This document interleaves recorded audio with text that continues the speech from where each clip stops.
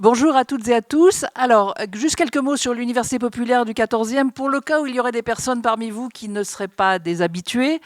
Donc, l'Université populaire existe depuis du 14e, puisque il y a aussi celle du Théâtre 14, existe depuis 2012, organise des cycles de conférences sur des sujets très variés.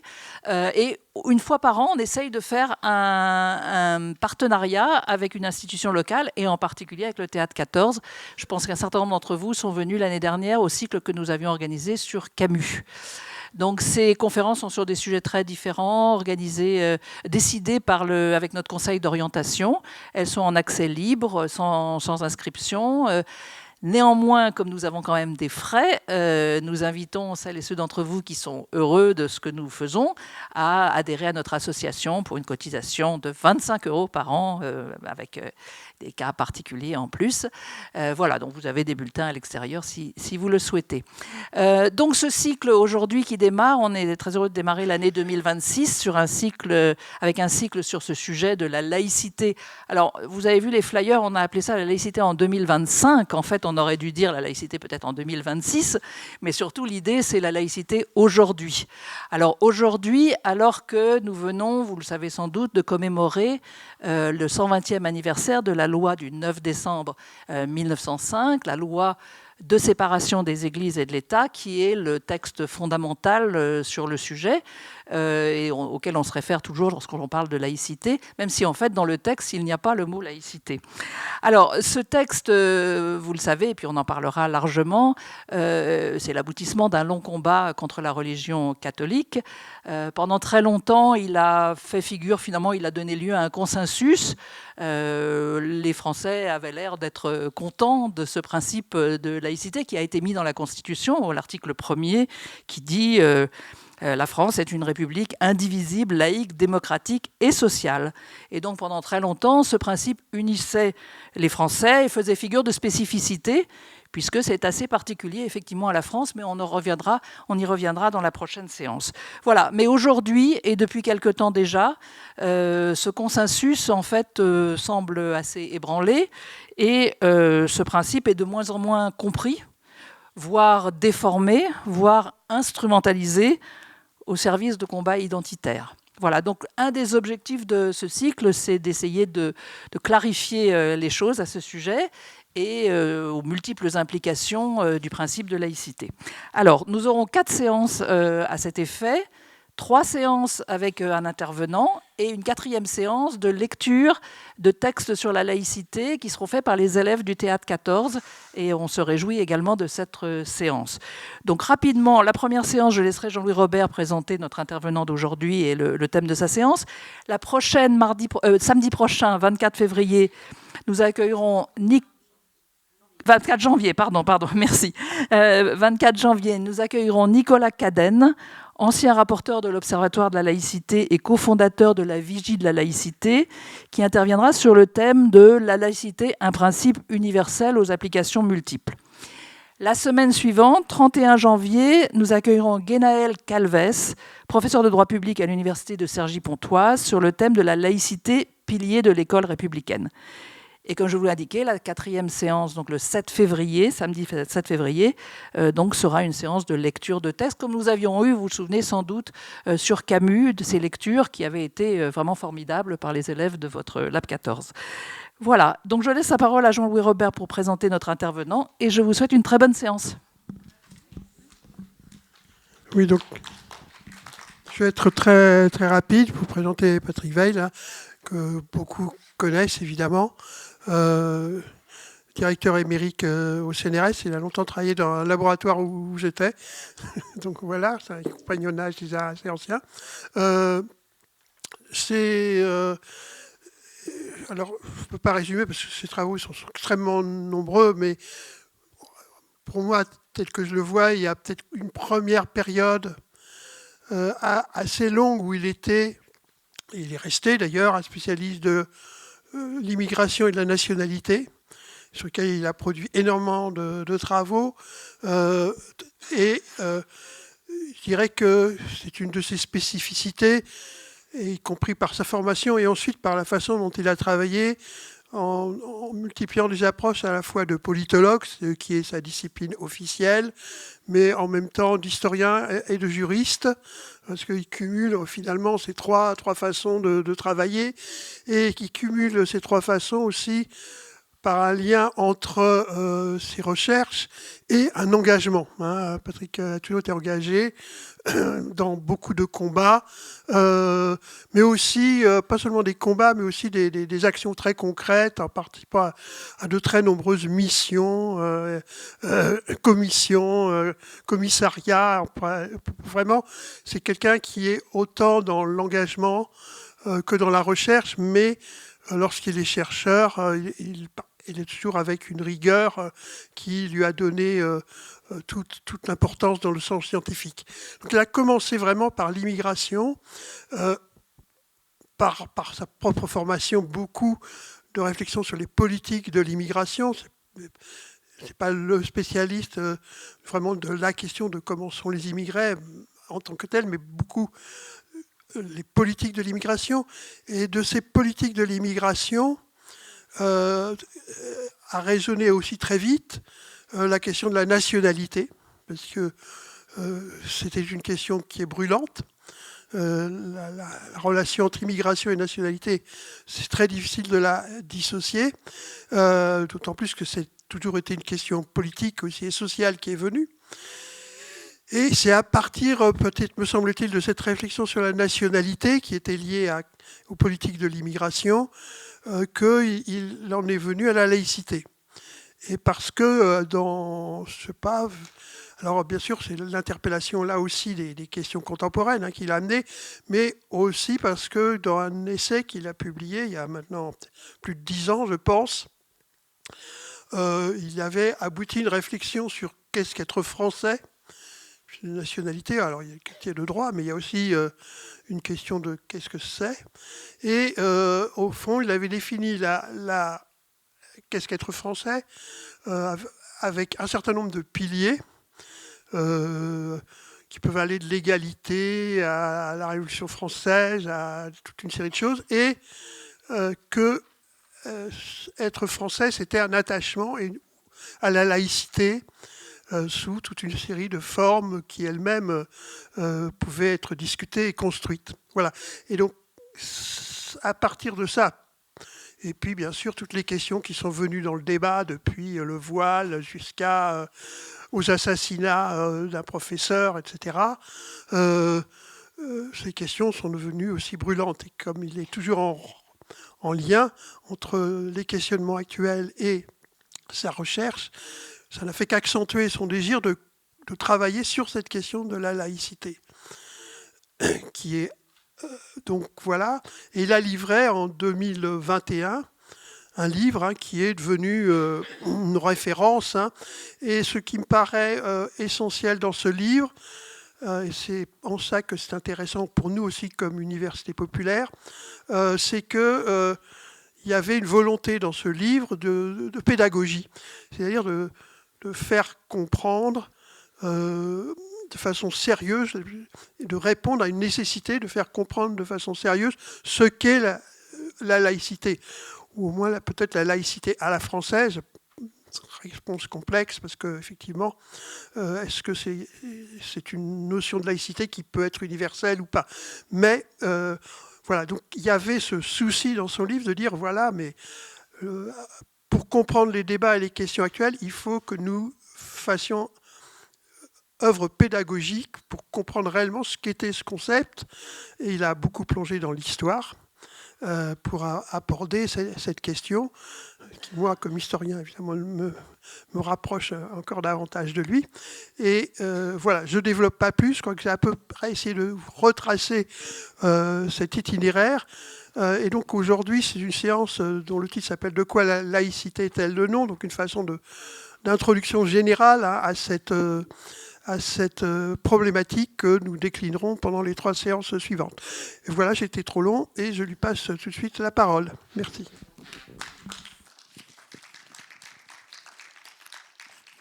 Merci beaucoup. Est-ce que le micro marche ?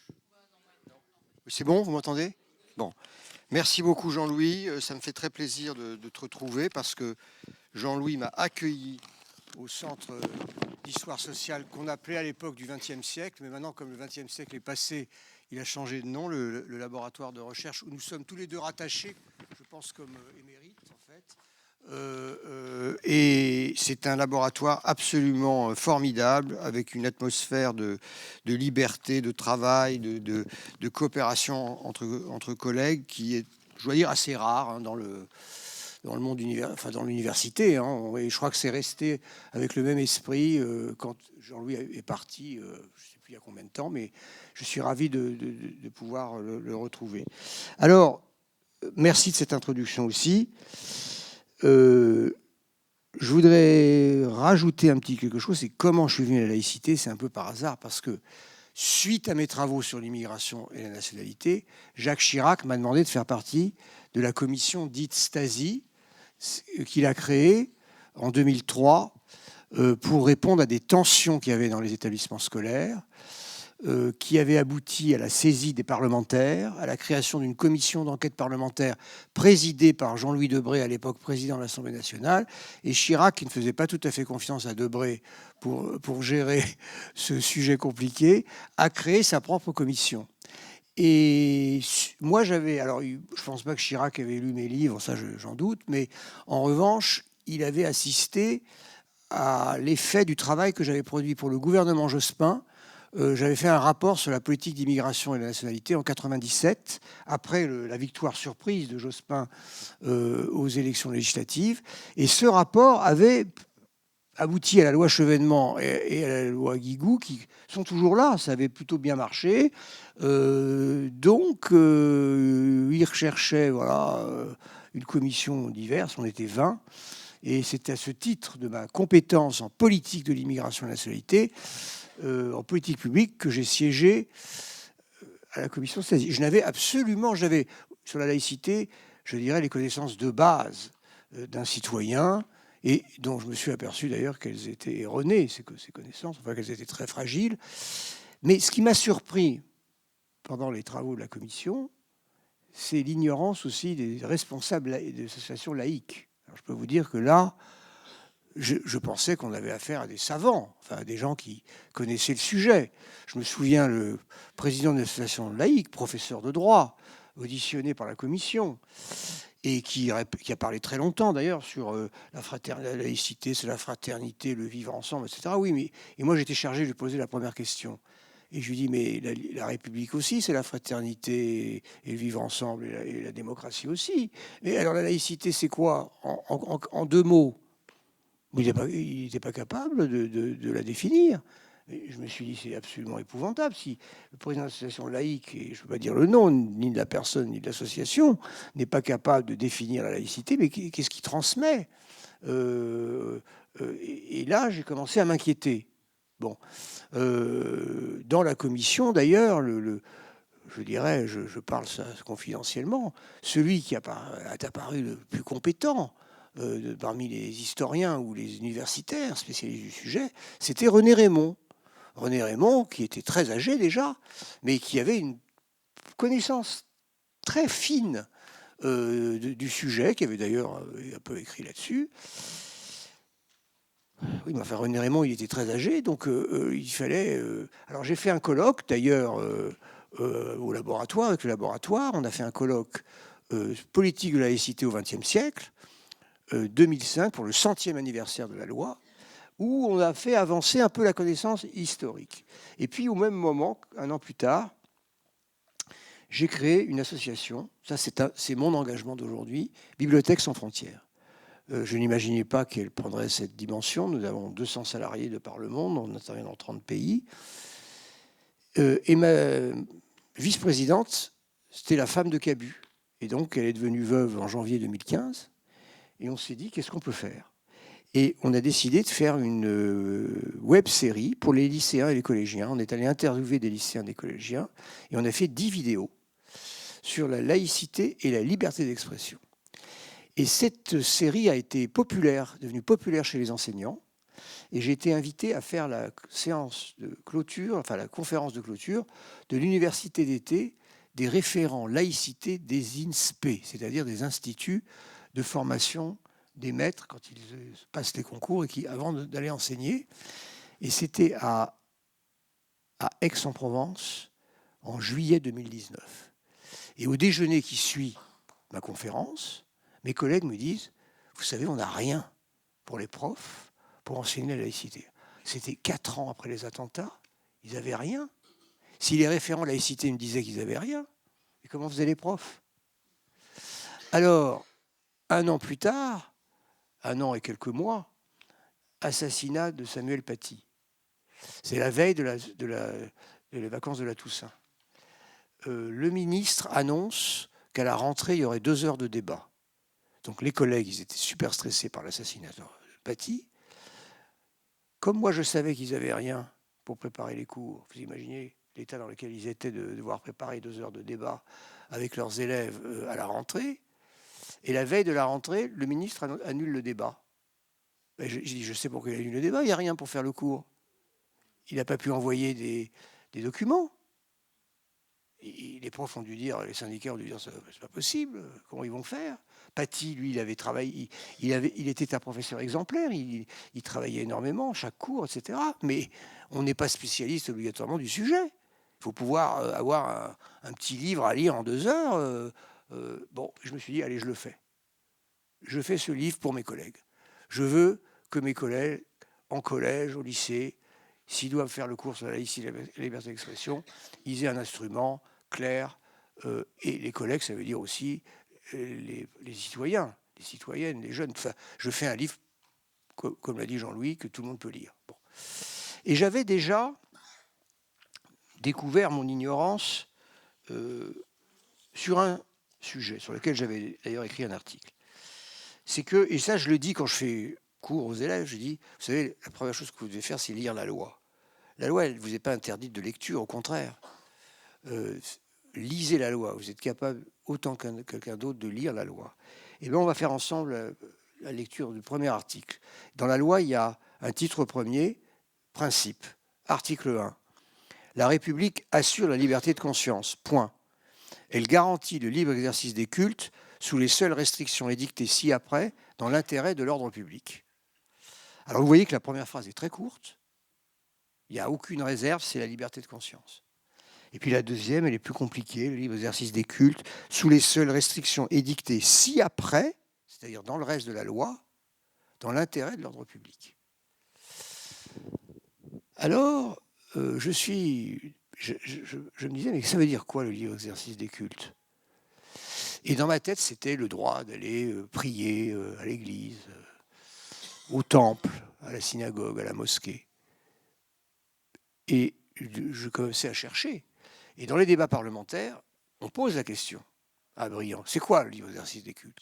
Et Briand, qui était un orateur remarquable et prolixe, là, il dit 2 mots. Il dit, c'est la manifestation extérieure de la foi, c'est le terme juridiquement consacré. Oh là là, je me dis, s'il dit c'est le terme juridiquement consacré, il doit y avoir un conseiller derrière qui a dû lui dire de dire ça.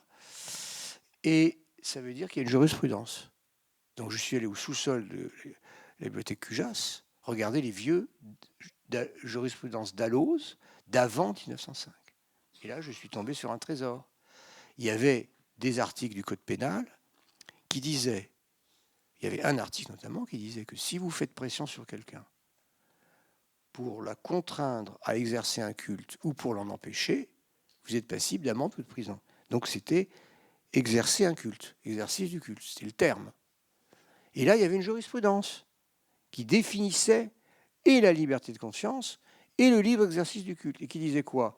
La liberté de conscience, c'est ce que vous avez dans votre fort intérieur, dans votre tête. Vous avez le droit de penser ce que vous voulez de façon absolue. C'est une liberté absolue. Il y a très peu de liberté absolue en droit français. Vous n'avez aucune contrainte d'ordre public. Dans votre tête, vous pensez ce que vous voulez. Le libre exercice des cultes, c'était, comme le disait Briand, toute manifestation extérieure de la foi. Si vous sortez de cette salle tout à l'heure et que vous mettez un signe ou un vêtement qui marque extérieurement votre foi, vous exercez votre culte. Vous pouvez exercer votre culte en allant à un lieu de culte, mais vous pouvez l'exercer dans la rue, en portant une croix, en mettant un voile, une kippa, et on se dira, voilà une chrétienne, voilà un juif, voilà une musulmane.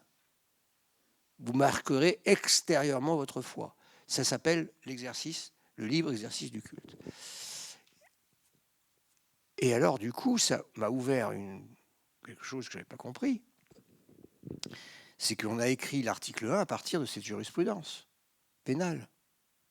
Et ces articles du Code pénal d'avant 1905, ils ont été mis dans la loi de 1905, dans une section qui s'appelle police des cultes. Donc on ne peut pas lire l'article 1 sans lire l'article 31, qui dit « Sont punis d'1 an d'emprisonnement ou de 15 000 € d'amende ceux qui ont menacé un individu, soit en lui, il y a toute façon de le menacer, pour le déterminer à exercer ou à s'abstenir d'exercer un culte. » Donc ça veut dire que quand on vous demande, quand un jeune ou une jeune vous demande c'est quoi la laïcité, c'est d'abord, première phrase, c'est la liberté de croire, de ne pas croire, de manifester sa foi ou pas, sans contrainte, sans pression.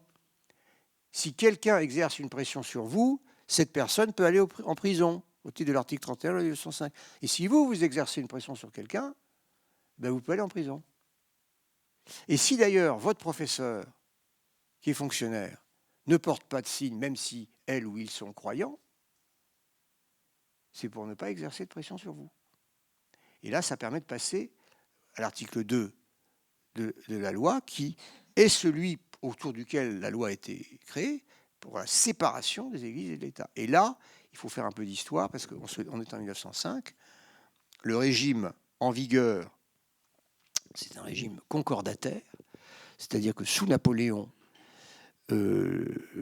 l'État français a signé un traité avec le Vatican qui reconnaissait le lien spirituel qui existait déjà, bien sûr, entre la France et l'Église catholique, que c'était la religion de la majorité des Français et que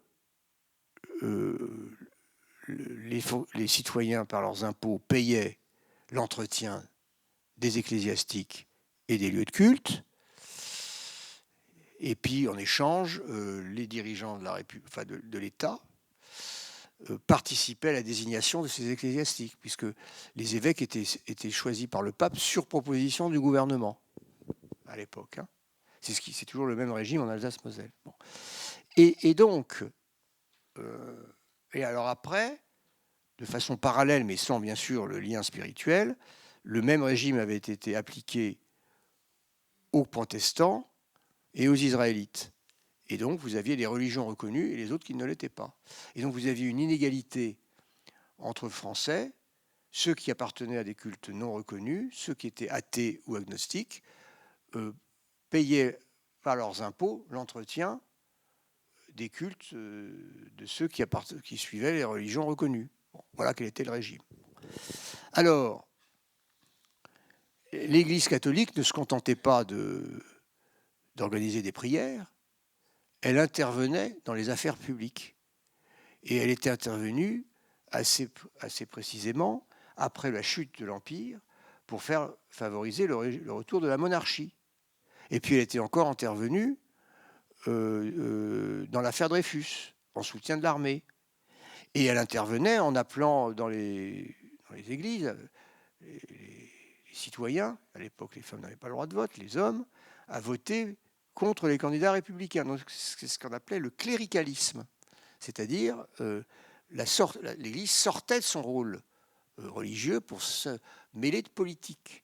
Les républicains étaient anticléricaux. Et ils avaient progressivement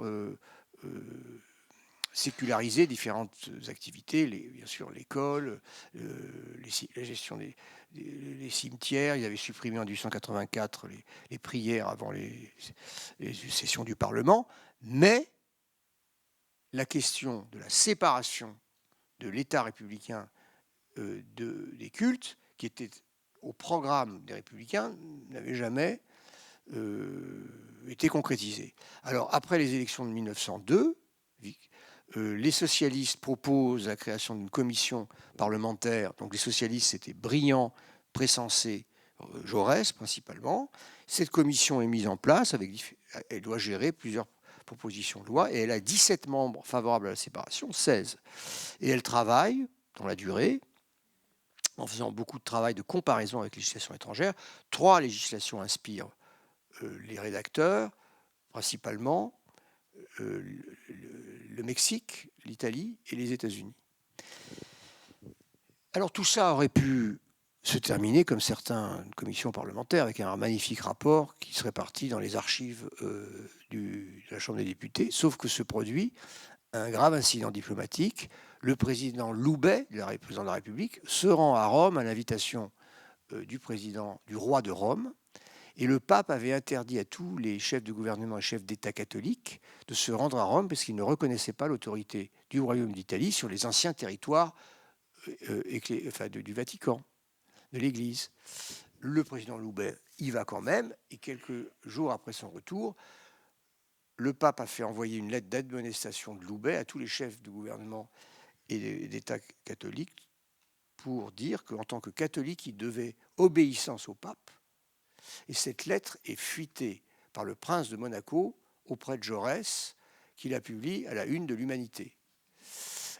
Alors, à ce moment-là, comme le dit Clémenceau, la France bascule, c'est-à-dire, bon, il y avait une proposition de loi de séparation, et là, le pays entier, qu'est-ce que c'est que ce pape qui veut imposer au pays ses lois? Et là, la séparation est à l'ordre du jour. Et la Chambre des députés fait un travail d'orfèvre. Et quand le texte passe au Sénat, alors là, j'ai lu récemment des choses supplémentaires, il semblerait que la consigne républicaine, c'est allez, hop, on va vite. Le Sénat ne propose aucun amendement. Enfin, le texte est voté en l'état, ce qui fait qu'il est signé immédiatement. Alors qu'à l'époque, il faut l'accord des 2 chambres. Si le Sénat n'est pas d'accord, il faut faire les navettes jusqu'à l'accord des 2 chambres. Bon. Donc là, il n'y a pas besoin de navette, c'est accord immédiat. Et la loi est promulguée, est signée le 9 décembre et promulguée le 11, enfin au journal officiel du 11 décembre. Et voilà. Et alors, qu'est-ce que fait cette loi? D'abord, c'est un acte de souveraineté de la République. Elle rompt avec un traité diplomatique sans renégocier le traité. Le gouvernement ne va pas voir le pape en disant on veut refaire un concordat.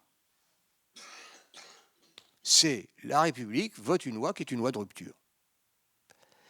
C'est une loi de rupture aussi historique du point de vue de la rupture du lien spirituel avec l'Église catholique. L'État devient non pas anti-religieux, mais comme le répète souvent Briand, a-religieux.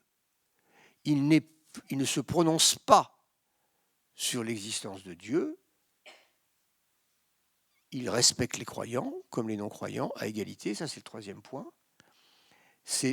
Il met à égalité tous les citoyens, puisque supprimant, ça c'est l'article 2, les subventions et le paiement des églises, des différents cultes subventionnés, eh bien, il met à égalité tous les citoyens, croyants, non-croyants, croyants quelle que soit leur religion. Et quand je dis quelle que soit leur religion, il y a déjà l'islam. Quand j'entends dire l'islam est devenu la 2e religion de la France récemment, pas du tout. Elle l'était déjà. Parce que l'Algérie, c'était la France, depuis 1848, avec un statut discriminatoire pour les musulmans, ce qui était le signe du régime colonial. Mais justement, en matière de laïcité, le Parlement avait voulu que la loi s'applique à l'Algérie. OK ? Donc là, c'est débattu, il y a eu un vote là-dessus au Sénat. Et donc, l'islam fait partie, dans l'esprit du législateur, de la loi de 1905. Sauf que ils avaient prévu une période transitoire pour l'Algérie, et le gouvernement, les différents gouvernements ont profité de ces dispositions sur la période transitoire pour demander que la période transitoire soit prolongée. Le Conseil d'État a à chaque fois approuvé, ce qui fait que la période transitoire a duré jusqu'à l'indépendance. Mais ce qui est très important, parce que la loi de 1905, elle vient d'un travail parlementaire, les parlementaires, dans leur souveraineté, ont inclus l'islam avec l'Algérie dans la loi. Or, M. Macron, quand il fait ses vœux aux représentants des cultes en fin 2017, il fait une erreur, il dit le problème de la loi de 1905, c'est qu'elle n'incluait pas l'islam, etc. Ben, vis-à-vis de nos compatriotes musulmans aujourd'hui, il faut avoir ça en tête, c'est que c'est une loi super moderne qui a une portée universelle dès 1905.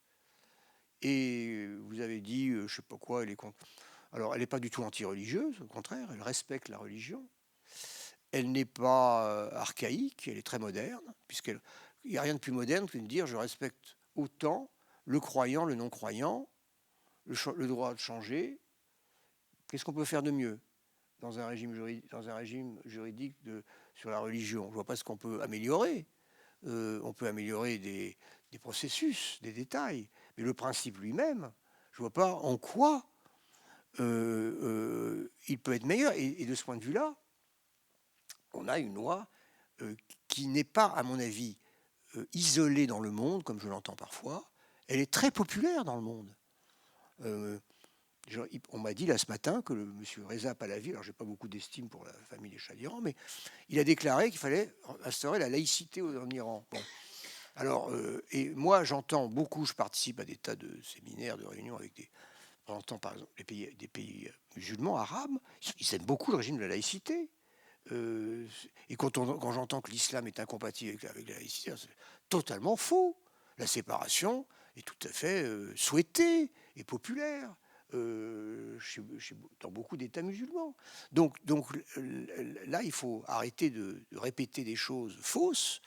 C'est une loi moderne, mais comme elle est moderne, elle déplaît profondément au pape qui... la papauté dans une période de régression, ils avaient déclaré la faillibilité, il y avait eu comment s'appelle une série un rejet de la modernité officielle. Et donc, ce qu'a pas prévu, comme dit Clémenceau, ce qui arrive après le vote de la loi, tout avait été prévu, sauf ce qui est arrivé. C'est-à-dire, qu'est-ce qui arrive? Le pape, parce que Clémenceau avait négocié avec l'Église de France leur acceptation de la loi. Pourquoi? Quel était le problème?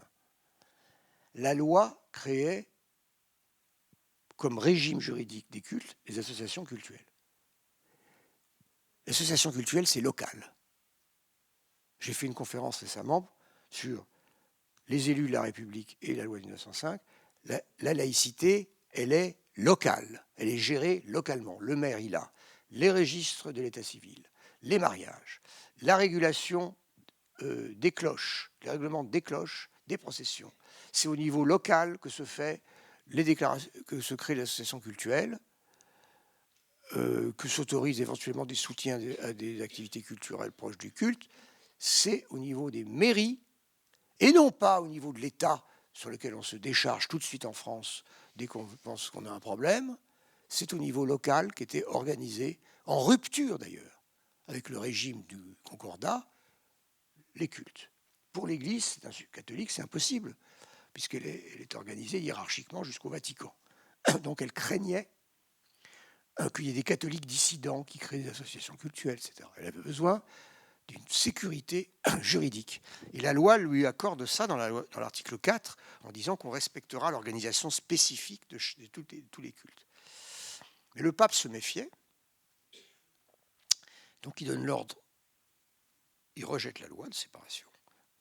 Et les premiers incidents arrivent au moment des inventaires, parce qu'il fallait transférer les biens des églises aux associations cultuelles. Il y a 2 morts, le gouvernement tombe, et à ce moment-là, entre au gouvernement, les 2 personnages clés de la période, c'est-à-dire Briand, qui avait été rapporteur de la loi, mais qui ne veut pas rentrer au gouvernement sans Clémenceau. Non pas que Clémenceau soit en désaccord profond avec lui, mais Clémenceau, c'était une autre sensibilité de la gauche, plus autoritaire, plus républicaine, je dirais. Il n'était pas socialiste, alors que Briand l'était. Il n'a jamais été socialiste. Il était radical. Et il demande au président de la République, il accepte de rentrer au gouvernement qu'avec Clémenceau. Et Clémenceau devient ministre de l'Intérieur. Il va devenir président du Conseil en octobre 1906. Et Briand est ministre de l'Instruction publique et des cultes. Puis après, il va être garde des Sceaux quand Clémenceau est président du Conseil et des cultes. Et après, en 1909, quand Clémenceau est renversé, il conseille de prendre Briand, qui va devenir ministre de l'Intérieur, président du Conseil, ministre de l'Intérieur, et des cultes. Donc il garde 5 ans les cultes, après avoir été pendant 2 ans rapporteur de la loi. C'est une incroyable, un incroyable parcours législatif et administratif qui fait qu'un homme politique de ce calibre va être rapporteur d'une loi et ensuite chargé de son application, avec des conseillers qui restent auprès de lui et qui vont diriger l'administration de la mise en œuvre de la loi. Alors, après que Clémenceau ait déclaré qu'aucun chandelier ne valait une vie humaine, et donc dès qu'il y a un risque de violence, ils arrêtent les inventaires, l'apaisement est de courte durée, parce qu'au mois d'août 1906, le pape donne l'ordre aux évêques de France de ne pas rentrer dans le cadre légal de la loi. Alors là, c'est la très grave crise. Parce qu'il était prévu que si au bout d'1 an, si vous voulez, les cultes ont 1 an pour se conformer à la loi. Au bout d'1 an, ils rentrent dans le régime général. Quel est le régime général d'une messe? Une messe, c'est une réunion publique. À l'époque, pour faire une réunion publique, il faut une déclaration à la préfecture et une autorisation de la préfecture. Le pape interdit aux curés de demander les autorisations. Donc, à partir du 10 décembre 1906, toutes les messes deviennent illégales. En octobre 1906, devant cette crise dramatique, Clémenceau et Briand préparent un projet de loi de déchéance de la nationalité des évêques de France. Vous voyez où on en est. Et c'est l'archevêque d'Albi qui leur dit, il leur envoie une missive en leur disant ne faites pas cela, vous allez satisfaire le pape, qui est un réactionnaire, c'est le mot employé, qui veut faire des ecclésiastiques des martyrs. Contourner le pape. Et c'est ce qu'ils vont faire. Les réunions publiques, il faut les autorisations, on va déclarer les réunions publiques libres. Toutes les réunions publiques, pas que les messes. Donc c'est à la crise avec le Vatican qu'on doit la liberté de réunion, qui date de la loi de mars 1907. Moi, j'ai appris quelque chose, je ne savais pas ça. Je n'avais pas la date exacte. Bon. Et ensuite, les curés sont autorisés à rester dans les églises, même si le statut juridique n'est pas fixé. Donc il n'y a plus de motif de crise. Alors, le pape va en trouver une autre, avec une affaire évidemment, dans l'affaire scolaire. Début 1907, un instituteur laïque, M. Morisot, tient devant une classe mixte, qui était considérée comme satanique à l'époque, les propos suivants. Ceux qui croient en Dieu sont des imbéciles. Il ne faut pas se confesser auprès du curé, mais auprès de ceux à qui vous avez fait du tort. Le bon Dieu, c'est un porte-monnaie bien garni. Alors, un père de famille ayant appris par sa fille que l'instituteur avait tenu ses propos, porte plainte. Ça monte à tous les niveaux, c'est-à-dire que ça monte au tribunal pénal, au tribunal administratif, ça monte dans la tension publique, c'est-à-dire que les syndicats d'instituteurs se mobilisent en solidarité, ça devient une affaire nationale. L'instituteur est condamné. Le ministre fait passer une loi qui protège les instituteurs dans leurs fonctions, mais le pape fait lire en 1908, à la rentrée scolaire 1908, dans toutes les églises de France, un avertissement aux pères de familles catholiques. Vous surveillerez l'école publique. S'il y a des problèmes, vous enlevez vos enfants. Et en 1909, ça va plus loin. Dans une nouvelle lettre, il met à l'index 4 manuels de l'école publique, dont le fameux manuel « L'histoire de France » par Alphonse Sollard et Antoine de Bidoux. Alphonse Sollard, c'est le grand historien de la Révolution de l'époque. Et alors, là, débat, le directeur des affaires du culte propose à Briand de porter plainte contre les évêques. Il dit non, c'est la liberté d'expression. Ce qu'ils font, c'est que il va se passer, ça va aller plus loin, c'est que certains curés, certains évêques, un cardinal, se mettent à menacer les enfants en disant si vous étudiez dans ces manuels, vous serez privés de première communion. Et les parents, si vous laissez vos enfants étudier dans ces manuels, vous serez privés de confession et des sacrements, parce que de toute tous ces instituteurs laïcs étaient souvent des catholiques pratiquants. Ils allaient à la messe le dimanche, vous voyez. Mais voilà. Et alors là, il y a un autre article de la loi qui punit les menaces et les incitations à ne pas respecter les lois de la République venant des ecclésiastiques. Et à ce moment-là, Briand, qui est garde des Sceaux, active les procureurs qui poursuivent au tribunal ces ecclésiastiques. Et il y a un cardinal, un archevêque, 3 évêques qui sont condamnés à payer des amendes. Et même quand ils sont condamnés avec sursis, il y a une peine complémentaire qui est la perte de la retraite. Or, ils étaient fonctionnaires jusqu'en 1905, ils étaient assez âgés souvent, et donc c'est une peine sérieuse, une punition sérieuse que de ne plus avoir le droit à la retraite. Bon. Et la peine est sévère parce que Briand a dit qu'il fallait que les peines soient plus sévères. Quand les menaces viennent, quand les incitations par la parole viennent d'un ecclésiastique, la peine doit être plus sévère. Parce qu'il est impossible de traiter sur le pied de l'égalité, quand il s'agit de l'exercice du droit de la parole, je le cite, le prêtre dans sa chaire et le simple citoyen dans une tribune de réunion publique. Le lieu, les circonstances du délit, l'autorité morale de celui qui le commet sont des éléments dont il est impossible de ne pas tenir compte. Aucune assimilation n'est à faire entre la portée et les conséquences de réunions publiques devant un auditoire averti, où toutes les opinions sont le plus souvent en présence, où la contradiction est toujours possible et offre des garanties de mise au point, et celle d'un sermon prononcé par un ministre du culte devant des auditeurs livrés inertes et sans défense par la croyance ou la superstition, aux suggestions d'une parole qui tient sa force des siècles et n'a jamais été affaiblie par la controverse. Et pour ces raisons-là, parce que donc l'ecclésiastique a une responsabilité morale, puisque ceux qui l'écoutent obéissent comme si c'était la parole venue de Dieu, ils ont une responsabilité plus importante. Donc, voilà qui va calmer nos ecclésiastiques catholiques, et la guerre de 14 va créer l'Union nationale, et à la sortie de la guerre, grâce à l'évêque de Nice, qui est l'un des ceux que Briand cite comme seul respectueux des lois de la République, Briand, de retour aux affaires, comme ministre des Affaires étrangères, va négocier avec le Vatican l'accord qui fait qu'aujourd'hui, dans le cadre d'associations diocésaines, les catholiques, les évêques sont présidents de l'association et rentrent officiellement dans le cadre de la loi 1905. Donc on en a terminé avec, je dirais, la crise avec l'Église, sur le statut de la religion. On n'en a pas terminé avec d'autres sujets. Je dirais, on a tous connu la guerre scolaire, le fait que... Alors, Clémenceau n'était pas du tout pour le monopole de l'école publique. Il pensait qu'il fallait une compétition avec l'école privée. La guerre, vous savez, a porté sur faut-il soutenir financièrement.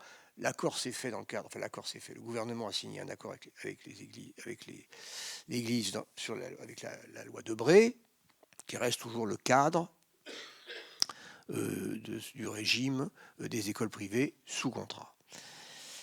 Alors, pour en revenir au présent, je préfère qu'on revienne sur certaines choses dans un débat, dans une conversation. Je voudrais dire quelques points en conclusion de mon intervention. D'abord, ces dispositions pénales. Elles étaient totalement ignorées des gouvernements depuis 30 ans. Moi, je fais mon livre en urgence après l'assassinat de Paty. Je rencontre Philippe Bas, qui est l'ancien sénateur, mais qui est maintenant membre du Conseil constitutionnel, mais que j'ai connu parce qu'il m'avait invité au moment où j'ai mené un combat contre l'inscription de la déchéance de la nationalité dans la Constitution. Et je vais le voir pour lui parler de ce que j'ai trouvé. Il me dit, mais Patrick, c'est une amnésie collective. Cette période de quasi-guerre civile, alors c'est quand même intéressant, parce que là je parle en Jean-Louis, qui connaît bien cette période, quand on parle de Clémenceau, président du Conseil, 1906, je n'avais jamais lu qu'il arrivait à la présidence pour nous sortir de la guerre civile. On parle de briseur de grève, créateur comment ça s'appelle, les brigades du Tigre, etc. Mais on se demande bien pourquoi il devient président du Conseil. Et quand on fait ce travail que j'ai pu faire, on comprend pourquoi il devient président du Conseil. Parce qu'on était au bord de la guerre civile, avec le Vatican. Mais quand quelque part, on n'a pas envie de s'en rappeler. C'est douloureux. D'ailleurs, en 1936, 37, il y a un jésuite qui avait écrit sur la période, qui avait écrit en 1910 sur l'année 1909. Il dit l'année 1909 a été marquée par deux événements importants pour l'Église, la béatification de Jeanne d'Arc et la condamnation d'un cardinal de 3 évêques par les tribunaux. C'était énorme. Et il reprend la plume en 37-38, il dit mais j'ai l'impression de ne plus être dans le même... Tout ça a disparu de la mémoire, tout ça on a évacué, on n'a pas envie de s'en rappeler. Donc on a oublié ces dispositions pénales. Donc M. Bas me fait auditionner par la commission des lois du Sénat. Et le lendemain, c'est au moment de la discussion de la loi dite séparatisme. Le lendemain, ils auditionnent M. Darmanin, ministre de l'Intérieur, et Dupond-Moretti, ministre de la Justice. Et alors, M. Darmanin, l'article 35 qui permet de poursuivre les ecclésiastiques qui menacent. Et M. Darmanin dit cet article ne s'est jamais appliqué. Et 1 heure après, Dupond-Moretti, furieux qu'on l'interroge sur un sujet qu'il ne maîtrisait pas, demande l'avis de ses conseillers qui revient en disant qu'il ne s'est jamais appliqué. Alors ça montre le caractère amateur, sinon moins qu'on puisse dire, de la haute direction des affaires publiques. Parce que, pourquoi ils disent qu'il ne s'est jamais appliqué? Parce qu'ils appuient sur leur ordinateur, ils regardent la jurisprudence, mais la jurisprudence ne remonte pas avant 1950. Et ils ont eu la flemme d'aller regarder dans les Dallos papier, où ils auraient trouvé au moins quelques affaires, parce que moi je suis allé au-delà de Dallos, je suis allé dans les archives pour voir les boîtes où il y avait toutes les décisions, il y en avait des dizaines sur ces affaires-là. Donc ils en avaient perdu la connaissance, ils étaient ignorants. Et pourquoi c'est grave?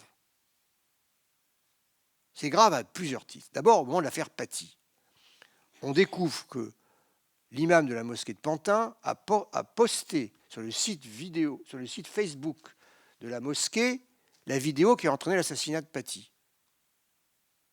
Le gouvernement fait quoi? Il ferme la mosquée, il ne poursuit pas l'imam.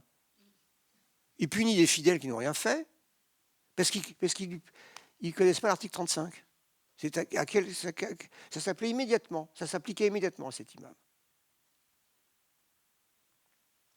Donc c'est la confusion, vous voyez. La confusion, l'ignorance. Et pourquoi c'est fondamental? Parce que dans votre introduction, j'ai bien senti, l'évocation des divergences sur la laïcité. Or, il me semble, et mon livre a eu cet effet, je crois, d'apporter des convergences. Parce que si je veux grossièrement définir les divergences, vous avez certains qui disent la laïcité, c'est une liberté. C'est la liberté de religion. Et il ne faut pas discriminer contre nos compatriotes musulmans la laïcité, qui doit les respecter. Il ne faut pas faire des lois supplémentaires. Et d'autres qui disent, mais qu'est-ce qu'on fait quand il y a des menaces, quand il y a de l'islamisme radical, des attentats, etc. Il faut bien prendre des mesures. Sauf que les dispositions pénales de 1905, ce n'est pas des nouvelles lois, elles étaient déjà là. Elles ont été appliquées aux ecclésiastiques radicalisés, si l'on peut dire, par le pape. Et d'ailleurs, tous ceux qui prônent la sévérité ne l'ont pas appliqué, qui sont au gouvernement, n'ont pas appliqué pour l'imam de la mosquée de Pantin. Donc ça a quand même un peu... Et alors, ce qui est intéressant, c'est que les deux dimensions, c'est là que et là je vous dis, c'est quelque chose de fondamentalement important. Ces deux, ce qu'on appelle les oppositions sur la laïcité, ce sont des visions complémentaires. Et je vais vous lire, avant de conclure sur 2 autres sujets, ce que dit Briand à un moment décisif de l'histoire de la loi qui aurait pu se cracher, qui aurait pu être morte-née après la crise avec le pape. Donc à l'automne de 1906, au moment où le gouvernement envisage la déchéance de nationalité des évêques de France, des interpellations au Parlement, 3 jours de débat, 2 jours d'interpellations venant de la droite, venant de la gauche, Briand et Clémenceau au banc du gouvernement, se taisant. Et puis au 3e jour, Briand prend la parole. Et je vais vous lire un extrait. Que vous doit, messieurs, l'État, l'État laïque, ce qui vous le doit à vous, catholiques, il s'adresse à la droite de l'Assemblée, c'est la liberté de conscience. Il vous doit plus encore. Il vous doit la faculté d'exprimer en toute indépendance vos croyances religieuses par les manifestations extérieures que sont le culte. Ce droit, la loi doit vous le conférer, l'État doit vous l'assurer. Si la loi ne vous le donnait pas, elle serait une mauvaise loi, une loi de persécution. Et quand vous dites que nous déclarons la guerre à l'Église, à la religion, messieurs, vous commettez une erreur. L'État laïque doit rester neutre à l'égard de toutes les confessions religieuses. Il n'est pas anti-religieux, il n'a pas le droit d'être anti-religieux. Il est a-religieux. Mais quand l'État voit l'Église en face de lui, ça c'est le passage que je voudrais que vous prêtiez beaucoup attention, il doit l'examiner sous 2 aspects. Parce que l'Église a pris 2 aspects. Parce que son action a 2 formes. L'État laïque, pour assurer sa sécurité et sa prédominance, est forcément anticlérical.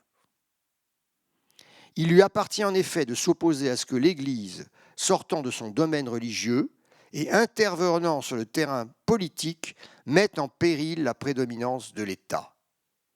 Mais si l'Église reste chez elle, si les fidèles se contentent de manifester sous la forme du culte leurs sentiments religieux, l'État est tenu de s'arrêter devant ce domaine sacré.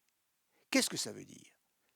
Ça veut dire qu'aujourd'hui, quand on dit il y a la liberté religieuse, oui, il y a la liberté de croire, de prier, etc. Mais ce n'est pas la liberté de faire pression sur d'autres, de dire vous ne devez pas respecter telle loi de la République. Et donc, quand l'État doit intervenir, alors la première partie de la liberté religieuse, elle est extrêmement respectée par les lois de la République. Elle est plus respectée que la liberté d'expression. En prison, à l'armée, si vous êtes croyant et pratiquant, vous avez le droit à une aumônerie. Et à l'hôpital aussi. Mais à l'armée et en prison, vous n'avez pas le droit de la liberté d'expression. Donc on va respecter votre culte plus que tout autre droit. Mais on doit aussi veiller à ce que vous respectiez les lois de la République, que vous ne fassiez pas pression sur autrui. Et donc, quand vous avez, par exemple, dans une école ou dans tout d'un coup une manifestation de la foi, eh bien, il faut respecter. Enfin, maintenant dans l'école, c'est interdit de manifester par décision sensible. Mais dans l'espace public, et vous avez des incidents, et on dit est-ce qu'il y avait une manifestation individuelle ou est-ce que c'était quelque chose de collectif c'est pas toujours facile de trouver. Mais les 2 dimensions se complètent parce que la religion a 2 faces. C'est un droit individuel et c'est aussi un groupe qui n'accepte pas d'être cantonné uniquement à la prière et à l'au-delà et qui aimerait intervenir dans les affaires, je dirais, de la cité, plus que la loi ne les autorise. Donc ça, c'est très important. Et pour conclure, je dirais, il y a une chose à laquelle il faut faire très attention, c'est de ne pas confondre la laïcité avec d'autres domaines, et notamment avec le domaine de la liberté d'expression. Charlie Hebdo et Paty, ce n'est pas la laïcité, c'est la liberté d'expression. Ça date, la liberté d'expression, de 1789. Je dirais, la liberté d'expression et l'organisation des cultes dépendaient de la régulation religieuse. L'indépendance est venue plus tôt pour la liberté d'opinion en réaction à l'affaire du chevalier de la Barre. Ce jeune de 19 ans qui a été condamné à mort après avoir été torturé, ses genoux brisés, sa langue coupée, ses bras coupés, tout ça. Après, on lui a coupé la tête et on a brûlé son corps avec le dictionnaire de Voltaire accroché par une épée. Vous racontez ça aux jeunes dans les lycées quand vous leur parlez de la liberté d'expression et vous dites voilà pourquoi les Français sont très attachés, parce que c'est relisez le discours de Victor Hugo pour le 100e anniversaire de la mort de Voltaire rue Soufflot, et vous verrez quand il parle de l'affaire du Chevalier de la Barre, c'est une affaire qui a marqué.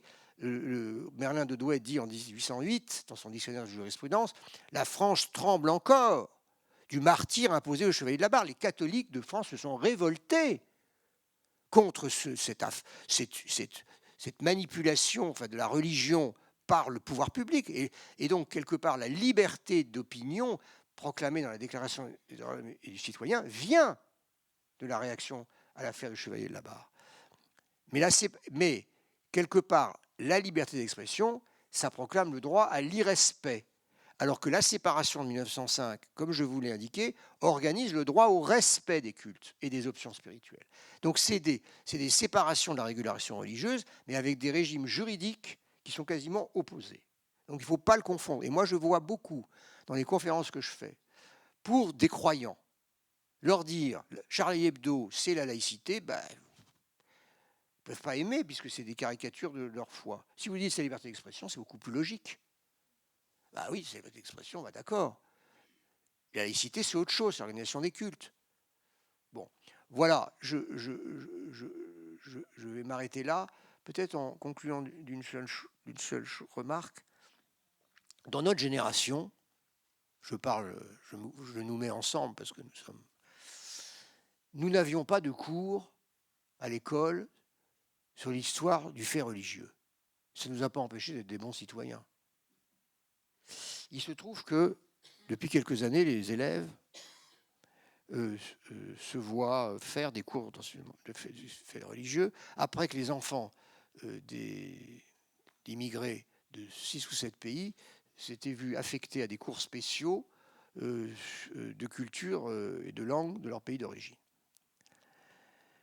Pour moi, ça a été une grave erreur de faire ces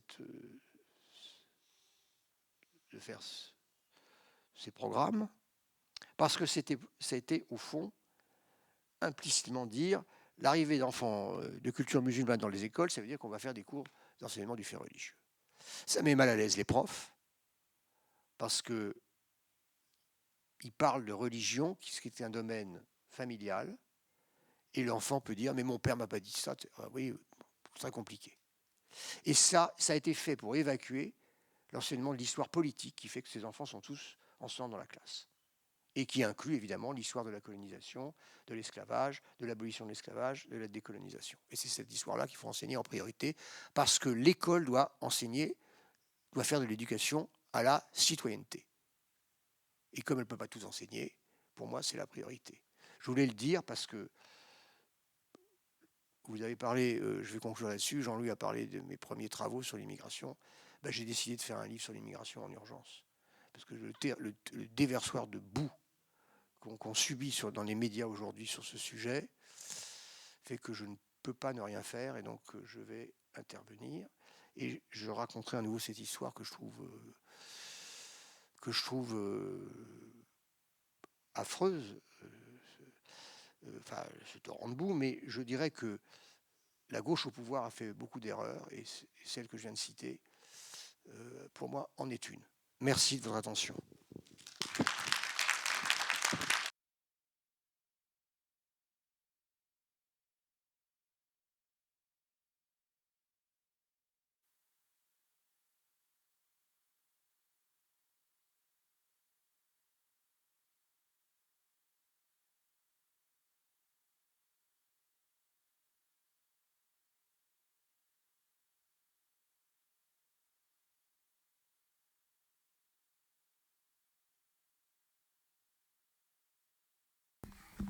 Voilà, donc je disais que dans quelques années, on pourra réinviter M. Veil pour un cycle sur l'immigration. Merci infiniment, c'était passionnant. Donc maintenant, en fait, la parole est à la salle. Il y a un seul micro Oui. Bien, merci à M. Val qui maîtrise admirablement son sujet. Il y a quelque chose qui me gêne personnellement. Je parle en tant que citoyen, je suis ni historien ni juriste. À propos des contraintes particulières imposées aux organisations religieuses. Alors, vous nous avez parfaitement expliqué, si besoin était, les raisons historiques qui faisaient qu'il y avait un affrontement entre l'État et l'Église catholique romaine à cette époque-là. Parce que, pour moi, mais je me trompe peut-être, imposer des contraintes particulières à une organisation religieuse au motif... Par exemple, quand vous avez mentionné, en ce qui concerne le début du XXe siècle, que l'Église ou le prêtre avait une responsabilité particulière parce qu'il parlait devant un auditoire inerte, passif et incapable de se lancer dans la controverse par rapport à la parole tombant du haut de la chair. C'est à ça que je fais référence. Je ne sais pas, sans aucun préjudice d'une éventuelle prolongation ou actualisation de ce point de vue. Pour moi, imposer des contraintes particulières à une organisation religieuse ou lui donner une spécificité au nom de je ne sais trop quelle supériorité ou prétention spirituelle revient à faire des opinions religieuses une catégorie spéciale, voire supérieure et à part par rapport aux autres opinions politiques, philosophiques, syndicales, etc. etc. Et c'est aussi ce que souhaiteraient peut-être quelque part les religieux qui voudraient être au-dessus de la loi commune au nom de je ne sais trop quelle transcendance. Vous venez de donner la réponse à votre question. C'est-à-dire que comme les groupements religieux ne se contentent pas, si on leur laisse... Vous savez, Philippe Portier, qui est mon collègue, qui est le meilleur spécialiste de l'Église catholique, me rappelle parfois que, en fait, du point de vue de l'Église catholique, la séparation, c'est une sorte d'armistice temporaire. C'est-à-dire qu'en réalité... si l'Église le pouvait, elle reprendrait le contrôle de l'État, etc. Mais elle ne peut pas aujourd'hui, elle ne peut plus. Bon, aujourd'hui même, d'ailleurs, ce que je veux dire, c'est qu'il y a une aspiration à diriger les vies dans les textes religieux. Pas simplement à diriger les unions, l'éducation des enfants, l'organisation de la vie des couples, etc. etc. Donc la loi de la République... alors, les églises ont le droit de participer au débat. Attention. Ils peuvent, quand j'entends des gens qui disent « Pourquoi les églises sont contre la loi fin de vie ? C'est contraire à la laïcité. » C'est tout contraire. Là aussi, il y a une confusion qui est faite. Aujourd'hui, vous savez, parfois on dit « La laïcité, c'est l'égalité homme-femme. » En 1905, il n'y a pas l'égalité homme-femme. Absolument pas. La laïcité, c'est l'obligation du respect des lois de la République par les ecclésiastiques. Ils peuvent participer à tous les débats comme citoyens, mais une fois que la loi est votée, ils doivent la respecter. Ils ne sont pas au-dessus des lois. Et j'ai fait l'autre jour un petit texte, je dis, ces sondages débiles sur est-ce que les valeurs de votre foi sont supérieures aux lois de la République ? Évidemment, quand vous êtes croyant, si vous êtes catholique, ce que dit le pape a plus d'importance que ce que dit le président de la République. Enfin bon, ce que je veux dire, vous avez le droit de le penser. Vous avez le droit de penser tout ce que vous voulez, vous avez la liberté de conscience. Et de le dire. Mais vous n'avez pas le droit de violer les lois de la République. Parce que là, vous en êtes sanctionné. C'est tout. Ce qui est très intéressant, vous voyez,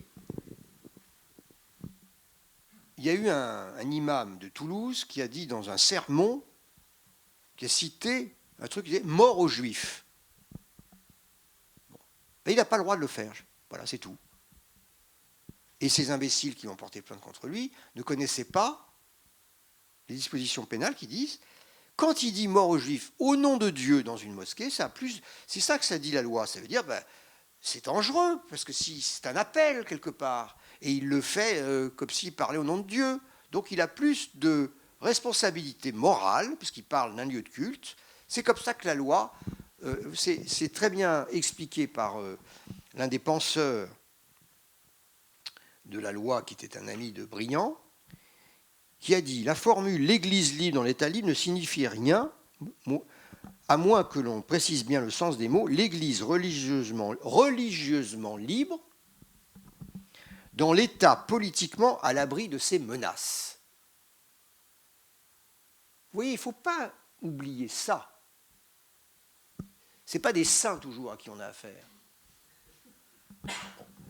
Bon, donc l'État et la République a besoin de se protéger contre des religieux qui utiliseraient le pouvoir de la foi pour aller au-delà de l'enseignement religieux. Voilà. Autre question ?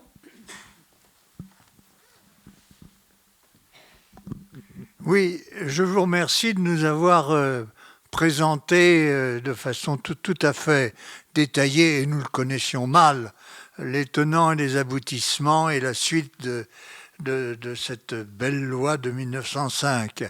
Il y a plusieurs autres volets qui seraient à développer par l'université du 14e, notamment l'éviction des congrégations, qui a été Avant, c'est avant 1905. Un mouvement, oui, mais avant, mais un mouvement extrêmement important. Oui. Et puis toutes les conséquences sur les biens du clergé, y compris, et c'est d'actualité en 2026, y compris sur les églises, voire les cathédrales.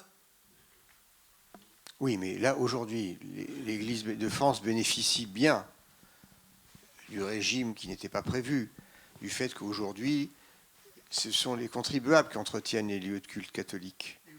Hein ? Oui, mais d'avant 1905, enfin, ce sont les plus anciens et qui demandent le plus d'argent pour l'entretien. Bon. Et qui grèvent d'ailleurs le budget de certaines communes. Bon. Donc, en réalité, quand on regarde le statut financier de l'Église catholique, je m'excuse, alors ça me permet de faire une comparaison avec les États-Unis. Les États-Unis, c'est aussi un État laïque, mais la marque de la laïcité n'est pas au même endroit. Chez nous, elle est dans l'apparat, les vêtements, les signes, les costumes. Chez eux, c'est dans l'argent. Avec les États-Unis, c'est toujours... bon, c'est-à-dire que vous n'avez pas le droit de donner $1 à une église. Sinon, vous risquez un procès. La Cour suprême... Oui, le financement des cultes est absolument interdit. Le financement des écoles religieuses est l'objet d'une bataille qui n'a pas encore abouti à la Cour suprême. Et c'est très intéressant. Et par exemple, quand une autorité religieuse s'exprime de sa chair dans les affaires politiques, la punition n'est pas pénale comme chez nous, on retire à son église le bénéfice fiscal. C'est toujours l'argent. mais vous voyez, donc c'est très intéressant. Il y a aussi une séparation aux États-Unis. Il y a la clause ce qu'on appelle le non-establishment, qui d'ailleurs a inspiré notre loi de 1905. Donc en réalité, et parfois le Conseil d'État même cite des arrêts de la Cour suprême. Sur l'affaire des crèches, vous savez, est-ce qu'on peut mettre une crèche dans un escalier central d'une mairie, etc. Ils ont copié une décision de la Cour suprême. Mais oui, parce qu'on est proche. On n'a pas l'impression. Oui, voilà, c'est ça. Oui. On n'a pas, parce qu'il ne faut pas se fier aux impressions et que vous avez une tradition aux États-Unis, par exemple, de liberté d'expression absolue, beaucoup plus que chez nous, mais vraiment même radicale. Hein. L'association Lacy-Eliou, qui défend les droits, tous les droits, s'est battu pour le droit de nazis à défiler dans une rue, enfin dans un machin, parce qu'il considère qu'il ne faut pas du tout limiter l'expression. Oui, il y a une Charlie Hebdo il y a une solidarité avec Charlie Hebdo venue des États-Unis extrêmement forte. Pas chez tous les Américains. C'est très compliqué le droit américain. On peut se féliciter d'une chose, c'est que nous avons un droit. Vous voyez, parce qu'aux États-Unis, je disais, moi qui enseigne à la fac là-bas, donc imaginons là, vous êtes voilà, on est dans un théâtre, hein, ici. Dans la rue, vous sortez de la rue, vous pouvez dire mort aux juifs, ou mort aux musulmans, etc. Vous avez le droit de le dire. S'il n'y a pas un effet direct, etc. Mais vous pouvez avoir une régulation par exemple dans ce théâtre, qui fait que si, et sans l'université c'est comme ça, si un étudiant a demandé, qui apparaît comme une femme et qui a demandé à se faire appeler il, si vous ne l'appelez pas correctement, vous pouvez être puni. Donc votre parole doit être très régulée. Vous voyez? Donc vous avez, alors je suis désolé, c'est un régime extrêmement difficile à vivre, hein, parce que une liberté radicale dans l'espace de la rue, et puis quand vous rentrez dans un établissement, là, vous êtes obligé de faire 25 fois plus attention, alors que chez nous, comme c'est pénal, le droit pénal s'applique partout, vous avez quand même des règles à peu près communes dans les espaces dans lesquels vous circulez. Aux États-Unis, je crois que la notion de la laïcité est fondée sur la fondation même des 13 premières colonies, qui ont été fondées par des dissidents britanniques qui trouvaient que l'Église anglicane n'était pas assez radicale dans le protestantisme. Et il me semble, en fait, discutable, que la notion de no established religion est liée surtout au désir de ne pas avoir une dénomination chrétienne plus qu'une autre, prendre le pas sur les autres. Alors, vous n'êtes pas loin de la vérité, mais disons qu'au moment de la Constitution, il y a des États qui ont une religion officielle. Et quand il dit non-establishment, c'est parce qu'il crée un État confédéral et fédéral et qui ne veulent pas être emmerdés. Et donc, mais là où vous avez raison, c'est qu'ils ont fui un État où il y avait une religion officielle. Et en général, ils n'en veulent pas, parce qu'ils ont été persécutés au nom de cette religion officielle. Donc c'est bien pour ça qu'ils ne veulent pas, comme nous avions la religion officielle catholique. Mais quelque part, c'est là la différence avec les États-Unis, c'est que dans le triangle qui existe toujours entre l'individu, le groupe religieux et l'État, chez nous, de par notre histoire, notre relation à l'Église catholique, l'État apparaît comme le protecteur de l'individu face à la pression du groupe religieux, alors que chez eux, le groupe religieux apparaît comme le protecteur de l'individu face à la pression de l'État. Donc comme ça, c'est une histoire, comment dire, un peu dans notre inconscient, mais en même temps qui nous structure. Quand il y a une affaire qui se produit, on a tendance à dire, chez nous, c'est le groupe religieux qui va trop loin, alors que chez eux, c'est l'État qui va trop loin. Voilà. C'est pour ça qu'on a l'impression que c'est très différent, même s'il y a des points communs. Alors, d'autres questions, et de dames en particulier? Est-ce qu'il y a des dames qui veulent s'exprimer? Elles sont toujours beaucoup plus timides, mais elles ont très certainement des questions aussi. Bon, s'il y a des messieurs aussi, ils ont le droit, bien sûr.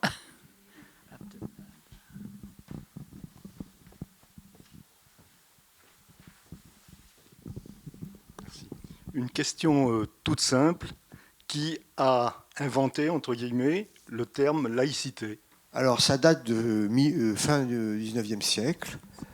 Même si ce n'est pas dans la loi, c'est le terme qu'on emploie, parce que Briand avait deux principaux conseillers.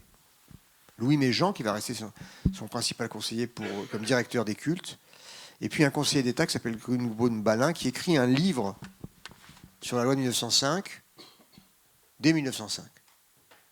Et il y a tout un chapitre sur la laïcité dans ce livre. Donc c'est le terme qu'on emploie. Quand j'entends « Ah, c'était pas écrit dans la loi », il faut se remettre dans le contexte, il faut faire de l'histoire, ils ne l'ont pas mis dans la loi, mais c'est ça qu'il voulait dire. C'est-à-dire Vous voulez dire ce terme à l'époque, alors? Ben c'est les deux articles de principe, si vous voulez. C'est-à-dire la liberté. Voilà, c'est la séparation. Mais c'est aussi la liberté de conscience et la liberté d'exercice. Voilà. Il y a un très bon bouquin d'un collègue canadien que je cite d'ailleurs, alors, quand on dit canadien, ça crée tout de suite des suces. Oh là là, c'est pas du tout. Alors, moi, par exemple, l'accommodement raisonnable, c'est ce qu'on fait aussi, vous savez. On fait des accommodements raisonnables. Regardez, par exemple, les repas dans les cantines scolaires. Bon. le Conseil d'État a dit que c'était conforme à la laïcité d'offrir des alternatives à des repas qui sont proscrits par certaines religions, afin que les enfants puissent... Alors on peut dire, mais comment le Conseil d'État l'a décidé, mais il a décidé pourquoi? Parce que vous avez dans la loi de 1905, je vous ai parlé des aumôneries. Prenons un autre exemple avant d'en revenir aux cantines scolaires. Les émissions de télévision et de radio du dimanche, c'est financé par les contribuables. Vous pourriez dire c'est contraire, c'est de l'argent donné à la religion. Mais il est prévu qu'on puisse financer, par exception à certaines interdictions de financement, qu'on finance des aumôneries dans les lieux où les gens ne peuvent pas sortir. Ils ne peuvent pas sortir de la prison, ils ne peuvent pas sortir de l'armée. Mais quand vous êtes personnes âgées, malades, handicapées, chez vous, et que vous ne pouvez pas aller facilement à la messe, les émissions du dimanche, c'est comme si on vous amenait un aumônier à la maison.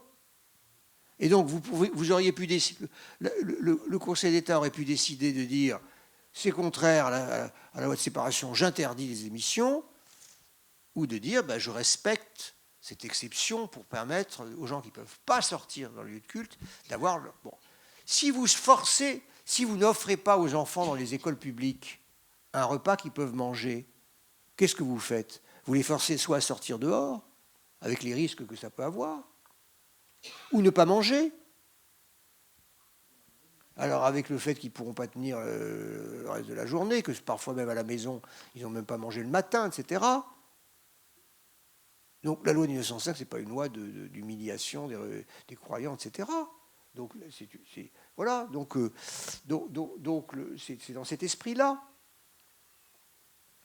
que le Conseil d'État a dit c'est pas obligatoire d'offrir. Alors, moi, j'entends des maires avec des options. Alors, l'option, c'est toujours... alors, il y en a qui disent je fais des options quand il y a du porc. D'autres qui disent je fais des options quand il y a de la viande. Oui, bon, comme il n'y a pas d'obligation, mais qu'il y a la possibilité, chacun fait un peu comme il veut. Mais ce que je veux dire, c'est que de toute façon, toujours un peu de légumes.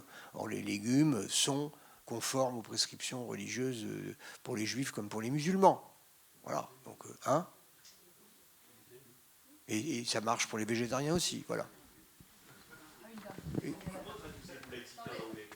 Sécularisme. Sécularisme, c'est pas exactement la même traduction. Ouais. C'est pas pareil. Ouais. Voilà. Merci beaucoup pour cette conférence. Moi, c'est un monde que j'ai découvert sur le droit pénal et la religion.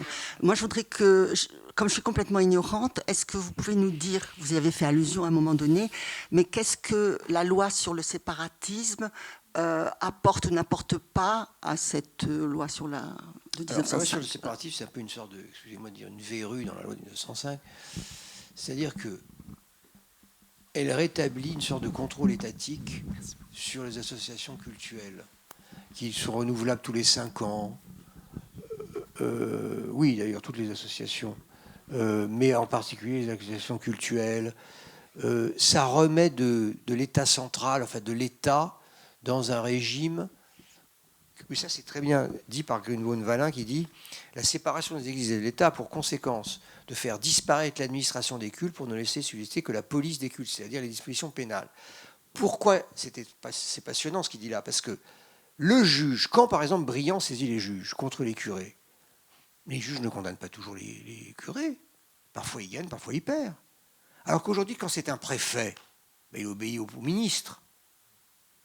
Le préfet condamne tout de suite, ferme, agit. Ce n'est pas la même chose de dépendre d'un juge qui va écouter tout le monde et va prendre une décision, parfois ferme, comme je vous ai montré dans cette jurisprudence. Donc, ça n'est pas... Donc, là... Alors, ce qui est quand même extraordinaire, c'est que j'ai donc la preuve que les gouvernements ignoraient les dispositions pénales. Puisque le lendemain de mon intervention, ils disent que ça ne s'applique pas. Donc ils mettent ces nouvelles dispositions sans avoir compris qu'ils auraient pu utiliser les dispositions pénales. Alors moi je dis aux associations, par exemple, qui sont attachées à cette laïcité dite avec adjectif, ouverte, etc. Je dis, mais vous avez intérêt à activer les dispositions pénales. Parce qu'aujourd'hui, il y a deux approches dans la laïcité de la loi. Il y a l'approche gestion administrative et l'approche par le juge. Vous ne pouvez pas, vous devez éduquer. Personne ne doit accepter les pressions. Il y a même une sourate, d'ailleurs j'ai découvert ça l'autre jour en parlant avec le recteur de la mosquée de Paris, qui dit, ben, ça marche très bien l'article 31 avec la sourate, nulle contrainte en religion. Il y a une sourate du Coran qui dit ça. Et ben, vous dites, si, ben donc ça veut dire que vous devez éduquer en disant, si vous éduquez les jeunes sur ces dispositions pénales, ben, vous n'allez pas saisir le juge tout le temps, mais dans les débats de famille, parce que moi je dis toujours, dans une famille religieuse, il y a toujours un qui va vous dire que vous n'en faites pas assez, que vous ne faites pas ceci, c'est partout dans tout. Bon. Et, bon, si il vous fait que vous le dire, il n'y a pas de problème. Mais s'il vous menace, vous pouvez dire, tu sais que si je saisis le procureur, tu peux aller en prison. Tu t'arrêtes là. Il ne va pas aller jusque-là. Mais c'est important d'avoir la connaissance du droit pour parfois interrompre certaines conversations. Hein? Pour dire, là, il y a des limites qu'il ne faut pas franchir. La loi te l'interdit. C'est important, ça. Donc, je dis souvent à mes collègues, mais enseignez les dispositions pénales. C'est ça qui protège. Et sinon, vous laissez ceux qui réinterprètent de façon contraire à la loi de 1905 cette loi intervenir avec le préfet, etc. Eh ben, je vous en dis que s'il s'était agi de renforcer les dispositions pénales, parce qu'ils n'avaient pas actualisé les peines, ils avaient des peines qui n'avaient plus aucun sens, des peines avec des chiffres en francs, ou je ne sais pas quoi, qui dataient bon, il fallait l'actualiser. Moi, j'aurais été tout à fait favorable, mais d'avoir introduit une sorte de contrôle administratif, alors que je crois qu'ils ont introduit un article, qui est d'ailleurs un truc américain aussi, pas le droit de faire des réunions politiques dans les lieux de culte, ça me paraît tout à fait cohérent. Bon, donc, il n'y avait pas de... Mais là, la reprise en main étatique, moi, me paraît contraire à l'esprit et au texte de la loi, et d'ailleurs, c'est la position de toutes les églises, de tous les cultes. J'ai entendu l'autre jour, j'étais à une cérémonie de 100e anniversaire des diocésaines, les représentants du culte catholique, sur la loi de séparatisme, ils sont d'une virulence qui m'a surpris. C'est très intéressant. Parce que maintenant, l'Église catholique, il faut quand même bien dire un truc sur la modernité de la loi de 1905, c'est qu'elle a convaincu le Vatican. C'est que maintenant, officiellement, le Vatican est pour la séparation. Donc c'est quand même dire que cette vieille loi qui machin, ça faut quand même arrêter.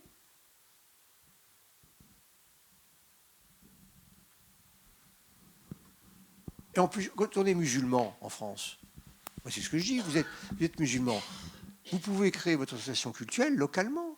Vous êtes chiite, sunnite, ahmadite, vous créez votre propre interprétation du Coran. Vous vous déclarez, vous faites votre prière comme vous voulez. Vous pouvez manger halal. Vous pouvez vous faire circoncire les enfants. Maintenant, en Angleterre, là, la circoncision est mise en cause. Donc, il faut arrêter. Après, il y a des régulations qui interviennent, parce que dans les écoles, il y avait des menaces, il y avait des pressions des jeunes frères musulmans.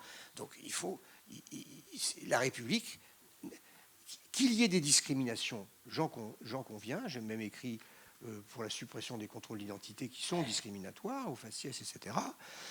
Qu'il y ait un héritage catholique qui se voit dans nos paysages, dans nos calendriers, etc. Oui, mais ce n'est pas une discrimination. C'est un héritage qu'on a accepté.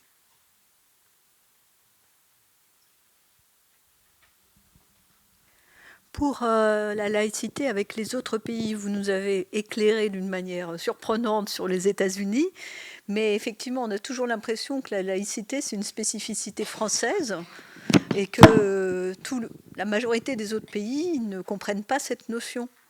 Alors, est-ce qu'il y en a beaucoup d'autres, comme les États-Unis, qui finalement ont une certaine laïcité et qu'on ne sait pas? Alors moi, je vais vous dire... Oui.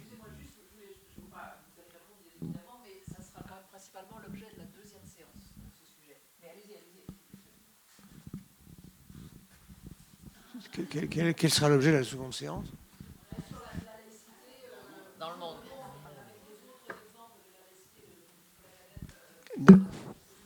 D'accord. Alors, vous avez des régimes, vous avez différents régimes. Donc, par exemple, le régime turc et le régime... Alors, vous savez que la Turquie a récupéré le terme laiklik. Atatürk a repris. Mais il a repris... Pourquoi il a repris? Il n'y a pas la séparation en Turquie. C'est le gouvernement qui fait les prêches dans les mosquées. C'est l'inverse de la séparation. Mais c'est la souveraineté de l'État qui lui a parlé à Atatürk.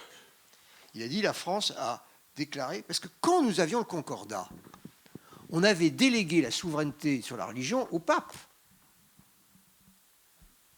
Et donc, comme les catholiques étaient majoritaires, c'était une forme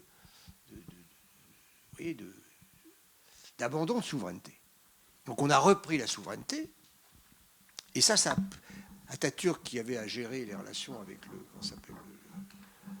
chef de la religion, c'était ça s'appelait bon, voilà, on va faire un régime de laïcité, c'est-à-dire que c'est la République turque qui va organiser le culte. Mais enfin, il l'a organisé de la même manière que l'Église anglicane. Et oui, il y a une proximité du point de vue théorique entre l'organisation de l'Église anglicane et de la Turquie, puisque le chef de l'exécutif en Angleterre est aussi chef de l'Église. Le chef de l'État, exactement. Voilà. Exactement. Alors après, vous avez des théocraties, comme en Iran aujourd'hui. Jusqu'à quand, on ne sait pas. Espérons pas trop longtemps. Après, vous avez des régimes où la religion est interdite, ou en tout cas, c'est la Chine. Vous voyez ? Donc voilà, vous avez des pays d'Europe où vous avez un soutien, où il n'y a pas la séparation. Par exemple, l'Allemagne, c'est un régime où fiscalement, vous êtes affecté à une religion, mais vous pouvez déclarer que vous ne voulez pas payer, etc. Donc voilà, il y a des variétés, mais il faut arrêter. Tous les pays sont spéciaux. Moi, je peux vous dire une chose. Regardez ce qui s'est passé en Égypte quand ils ont élu un frère musulman à la tête de l'État. Ils ont élu un frère musulman contre le régime précédent. Et ce gars a cru qu'il avait un mandat pour faire frère musulman. Et donc, il faisait des prières à chaque fois qu'il prenait la parole comme chef d'État. Les Égyptiens ne supportaient pas. Il mélangeait la religion avec le gouvernement. Donc, ils n'ont pas un régime de laïcité à la française, mais ils sont attachés à la séparation. Et moi, j'étais à l'université de Yale, j'ai organisé des débats de droit et religion pendant 7 ans, et puis j'ai participé à des séminaires dans le cadre d'un institut d'études de l'islam. On est ici complètement, presque obsolète et inculte sur la diversité des interprétations du Coran dans l'histoire de l'islam. Écoutez, je vais vous en dire une. Au XVe siècle, à Bagdad, le fait qu'il y avait des vierges qui étaient prévues après la mort, au paradis, ils en interprétaient qu'il fallait se préparer sur Terre avec la liberté sexuelle totale. Alors, c'est pas exactement le régime d'aujourd'hui. Bon.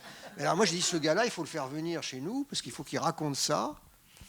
Parce que voilà, si on connaissait toutes les interprétations des textes religieux au fil du temps, on se dirait, on a de l'espace, vous voyez. Et là, on n'en a pas beaucoup. Hein. Donc, je trouve qu'on devrait... Alors, je vais vous dire un autre truc. Je trouve que, comme en matière d'immigration, on ne prend pas la mesure du changement dans lequel on est et on n'en tire pas les conséquences. Donc, on est devenu un pays avec un islam qui doit être géré comme une religion tout à fait normale, qui a le droit à des études sur la religion et qu'on ait les meilleurs spécialistes qui viennent en parler et voilà, comme on peut avoir des études théologiques, catholiques, chrétiennes, etc., ou juives. Bon. Et alors, je vous parlais de ma réaction sur l'enseignement du fait religieux. Mais La loi de 1905 prévoit des aumôneries dans les écoles, dans les lycées, en internat. Mais du coup, auprès du ministre, oui, enfin quelque part, auprès du ministère de l'Éducation nationale, que nous n'avons pas. Il n'y a pas d'aumônier. Il y a un aumônier général des prisons, un aumônier général des armées, un aumônier général des hôpitaux. Il n'y a pas d'aumônerie générale de l'Éducation nationale. Moi, je serais assez favorable d'en créer une. Pourquoi ? Il n'a pas de jour où dans un lycée, un collège, il n'y a pas un élève, une élève qui vient vous dire « Moi, ce que vous faites là, c'est contraire à ma religion, je ne peux pas faire ça, je ne peux pas faire ça. » Et le pauvre prof se dit « Mais qu'est-ce que je fais par rapport à ça ?» Et se trouve gêné. Et ne sait pas quoi faire parce qu'il connaît, c'est pas son rôle d'interpréter la religion. Il ne le connaît pas. Voilà. Et en fait, alors moi j'ai l'expérience que quand j'étais à la direction de Sciences Po, où j'y étais 14 ans, mon ancien directeur, à Lancelot, moi je suis juif, j'ai une éducation religieuse, il me disait « Patrick, quand on a des problèmes, est-ce que vous pouvez nous aider avec des étudiants juifs ?» Je dis « Oui, si je peux. » Donc on m'a envoyé j'ai eu 2 cas à régler. Président de l'association d'étudiants juifs de Sciences Po, qui un jour revendique le droit, pendant la Pâque juive, de déposer ses sandwichs de matzot, parce qu'elle ne voulait pas les porter dans son sac en arrivant le matin, à la cafétéria jusqu'à l'heure du déjeuner. Alors je dis, vous me l'envoyez, elle s'assoit dans mon bureau, je lui dis, expliquez-moi votre revendication, elle m'explique, je lui dis, mais si je ne m'abuse, durant la Pâque, vous avez interdiction de toucher du pain normal. Vous allez demander à que votre pain azim soit dans un lieu où il n'y a que du pain. Ça me paraît un peu bizarre comme revendication. Elle est devenue rouge de honte, évidemment. Elle avait voulu emmerder l'administration par une revendication absurde. Bon. Elle a remis son truc dans son sac, c'était fini. Le truc, c'était réglé. Et alors le deuxième, c'est plus compliqué parce que c'était qu'il ne pouvait pas passer l'examen. L'examen d'entrée était le samedi. Enfin, il y avait une épreuve le samedi. Et la laïcité fait qu'on fait des épreuves le samedi, le dimanche, etc. Donc, la première année, je n'avais pas trouvé la solution, mais il n'a pas passé l'examen. La deuxième année, Lancelot me le renvoie. Et là, je trouve une solution. Enfin, je lui dis, voilà, selon ce que je me souviens d'avoir lu chez Emmanuel Lévinas, les péchés commis à l'égard d'un prochain ne sont pardonnables que par le prochain, un peu ce que disait d'ailleurs l'instituteur là, aux enfants dans sa classe. Demandez pardon à celui à qui vous avez fait tort. Et les péchés commis à l'égard de Dieu sont pardonnés le jour de Kippour. Donc je lui dis, si vous passez l'examen samedi, vous faites un péché à l'égard de Dieu, vous demanderez pardon au prochain Kippour. Il dit, c'est la solution. Donc, non, hein?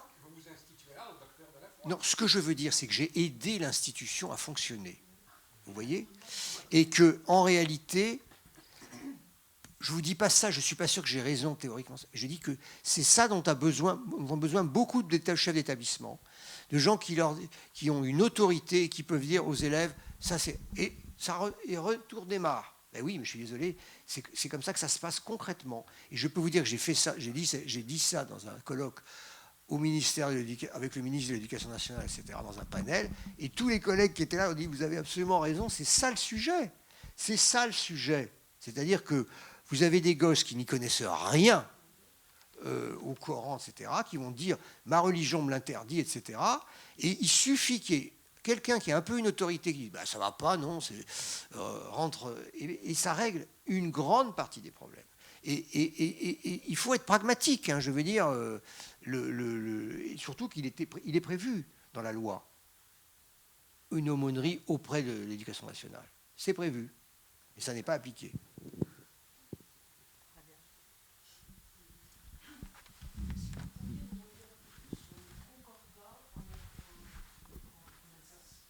Alors, le concordat en Alsace, c'est devenu un truc identitaire en réalité. Bon. J'ai fait un livre, mon dernier livre s'appelle « Un fou à la Maison Blanche ».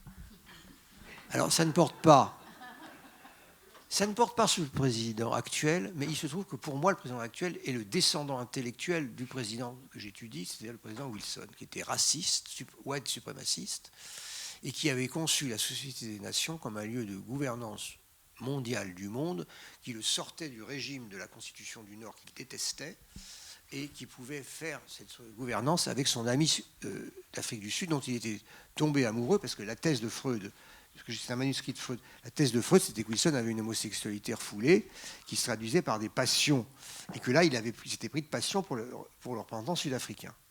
Donc là, c'est quand même très intéressant. Bon. Donc, je vous le conseille, c'est un livre, c'est un thriller diplomatique, c'est sur l'histoire de la diplomatie, Un fou à la Maison-Blanche, il est en poche. Voilà. Et alors, quelle était la question? C'était Concordat. Alors, Wilson, quand il écrit les 14 points, qui vont être la base de la négociation, s'est vu conseiller par son principal conseiller, le colonel House, de proposer la fusion de l'Alsace-Moselle avec la Suisse et de faire un État comme ça, neutre, etc. Les Anglais, les travaillistes britanniques proposaient un référendum en Alsace-Moselle. Le fait que l'Alsace-Moselle revienne à la France en 1918 n'était pas donné. Pas du tout. Et Wilson l'a accordé à la France. Ça fait partie des 14 points. Ce n'était pas d'ailleurs très clair que c'était ce qui était écrit, mais c'est ce qu'il a fait. Et Clémenceau, en fait, a dit à son conseiller que Wilson lui avait donné beaucoup. Je vais vous donner une autre anecdote que je raconte dans mon livre. Sur le bateau qui l'emmène à la négociation du traité, qui va passer 6 mois à Paris, Wilson. Il va habiter 6 mois à Paris, dans ce qu'on appelle la Maison Blanche temporaire. Sur le bateau, il reçoit une demande de l'Assemblée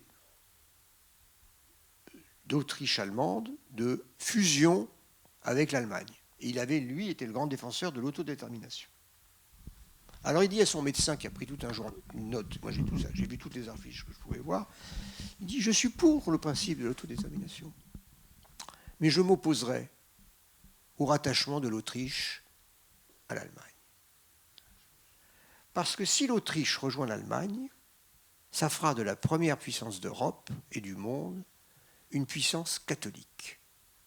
Et je n'ai rien contre la religion catholique, mais je ne veux pas que l'Allemagne soit principalement une puissance catholique. C'est quand même intéressant. Alors après, c'est Clémenceau qui a porté la responsabilité du rejet, de la fusion, etc. Mais Wilson était à fond avec lui parce qu'il était obsédé par... parce qu'il y a un courant très anticatholique aux États-Unis, il faut quand même le rappeler. Donc, donc l'Alsace-Moselle est raccrochée à la France sans référendum.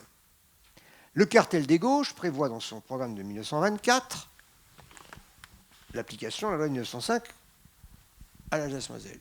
Les réactions sont telles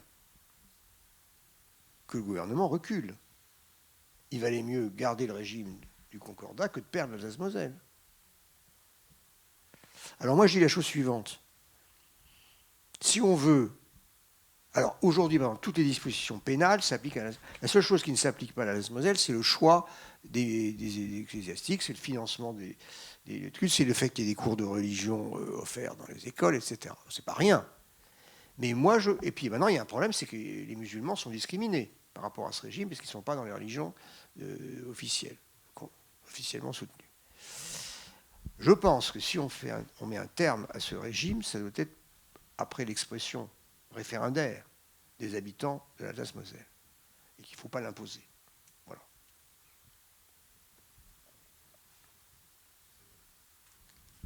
Alors j'ai encore voilà, Jean-Louis. Une question à te poser sur la question de la liberté de conscience. Oui.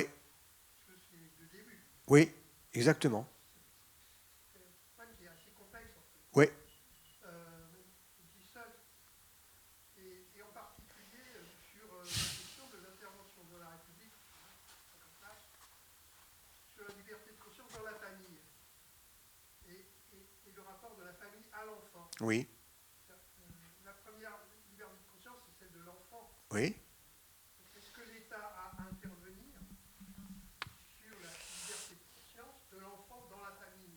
Comment il peut gérer ça?